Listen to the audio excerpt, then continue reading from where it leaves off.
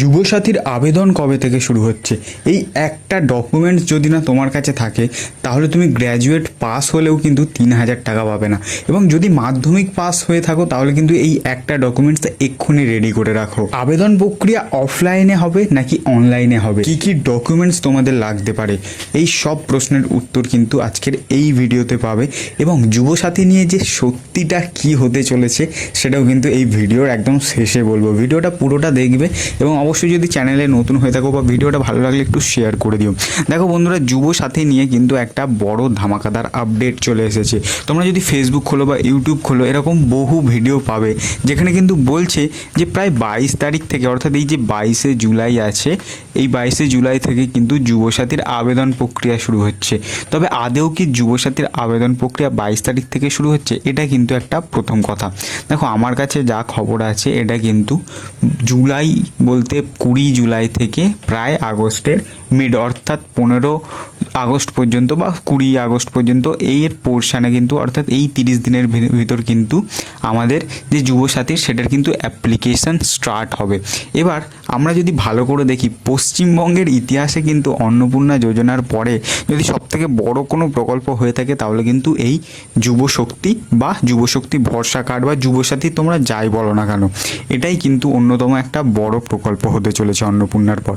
এবং এই প্রকল্পে কি কি ক্রাইটেরিয়া আছে সেটা কিন্তু একটা গুরুত্বপূর্ণ বিষয়। দেখো বন্ধুরা, অবশ্যই যে ছেলে বা যে মেয়ে এখানে কিন্তু বোথ মানে অর্থাৎ যে ছেলে এবং মেয়ে দুজনেই অ্যাপ্লাই করতে পারবে। অর্থাৎ তোমাকে কিন্তু এখানে 21 বছর বয়সী হতে হবে।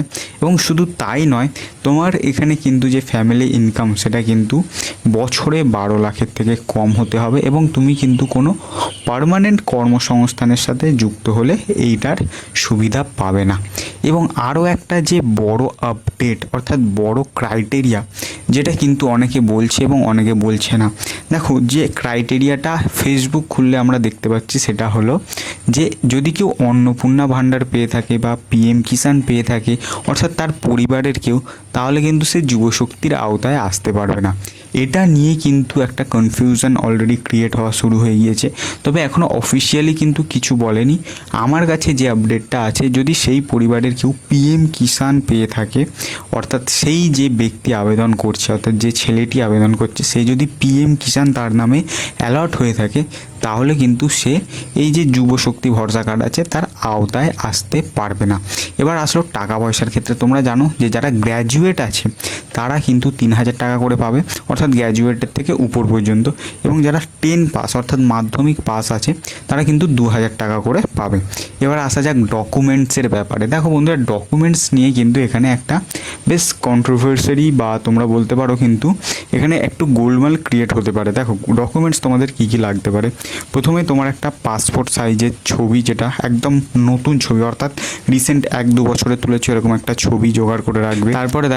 তারপরে যেটা লাগছে, অবশ্যই তোমার আধার কার্ড লাগবে। অবশ্যই আধার কার্ডের সাথে কিন্তু মোবাইল লিঙ্ক করা থাকতে হবে, অর্থাৎ মোবাইল নাম্বার।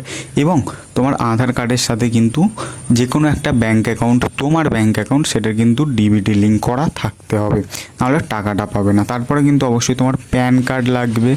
দ্বিতীয় যেটা লাগবে সেটা কিন্তু তুমি স্থায়ী বাসিন্দা হিসাবে এখানে কিন্তু তোমার জন্ম সার্টিফিকেট লাগতে পারে, বা যারা এখানের বাসিন্দা নয়, হয়তো পরে এখানের বাসিন্দা হয়েছে, তাদের ক্ষেত্রে হয়তো পৌরসভা বা পঞ্চায়েত থেকে কোনো একটা সার্টিফিকেট লাগবে, অর্থাৎ যে এখানে স্থায়ী বাসিন্দার সেই সার্টিফিকেটটা লাগতে পারে। তবে এটা কিন্তু এখনও কিছু কনফার্ম করেনি। তারপরে কি লাগতে পারে, দেখো তোমার এখানে অবশ্যই ভোটার কার্ড লাগবে। তুমি ভারতীয় ভোটার কিনা বা ভোট দাও কিনা, অবশ্যই এটা তোমার লাগবেই লাগবে। তারপরে যে জিনিসটার কথা বলা হচ্ছে সেটা কিন্তু ফ্যামিলি ইনকাম সার্টিফিকেট। দেখো, ফ্যামিলি ইনকাম সার্টিফিকেট কিন্তু এখনও কিন্তু বলেনি অফিসিয়ালি কিছু যে ফ্যামিলি ইনকাম সার্টিফিকেট লাগবে কিনা। তবে হ্যাঁ, এটা লাগার বিষয় নয়, অর্থাৎ এই ডকুমেন্টসটার আপাতত কোনো প্রয়োজন নেই। তৃতীয় যেটা লাগবে, অর্থাৎ এর পরে যেটা লাগবে সেটা কিন্তু এখানে একটা গুরুত্বপূর্ণ সার্টিফিকেট। সেটা যদি তুমি এসসি এসটি ওবিসি হয়ে থাকো তাহলে কিন্তু তার যে কাস্ট সার্টিফিকেট আছে সেই কাস্ট সার্টিফিকেটটা কিন্তু তোমার এখানে লাগবে। এবং সর্বশেষ যেটা লাগবে, মানে যে ডকুমেন্টসটা না হলে তুমি টাকা পাবেই না, ঠিক আছে। তুমি যদি গ্র্যাজুয়েট পাস হয়ে থাকো বা গ্র্যাজুয়েট তোমার কাছে ডিগ্রি থাকে তাহলে কিন্তু তোমার যে ডিগ্রি সার্টিফিকেট বা গ্র্যাজুয়েট পাস করলে তুমি যে কোনো ইউনিভার্সিটি থেকে যে পাস করতে পারো তার একটা সার্টিফিকেট প্রদান করে। সেই সার্টিফিকেটটা কিন্তু অবশ্যই রাখতে হবে। সেই সার্টিফিকেটটা যদি না থাকে তাহলে কিন্তু তুমি 3,000 টাকা পাবে না, বা এই যে প্রকল্পটা আছে এই প্রকল্পের সুবিধাটা নাও পেতে পারো। এবং শুধু এটা কিন্তু গ্র্যাজুয়েটের জন্য নয়, যারা মাধ্যমিক পাস আছো সেখানেও কিন্তু, বা অর্থাৎ যারা 12 পাস আছো, 12 পাসের পরেও কিন্তু একটা সার্টিফিকেট দেয়।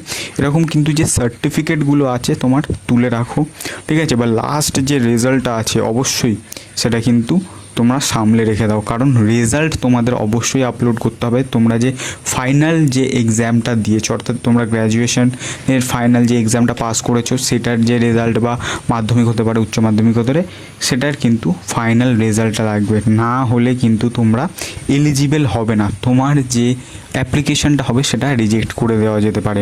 দেখো বন্ধুরা, এবারে আরও একটা যেটা বিশেষ আমার মনে হয় ইনফরমেশন, সেটা হলো যে তোমরা এই যে আবেদন প্রক্রিয়াটা এটা কি তোমরা অফলাইনে চালাবে নাকি অনলাইনে?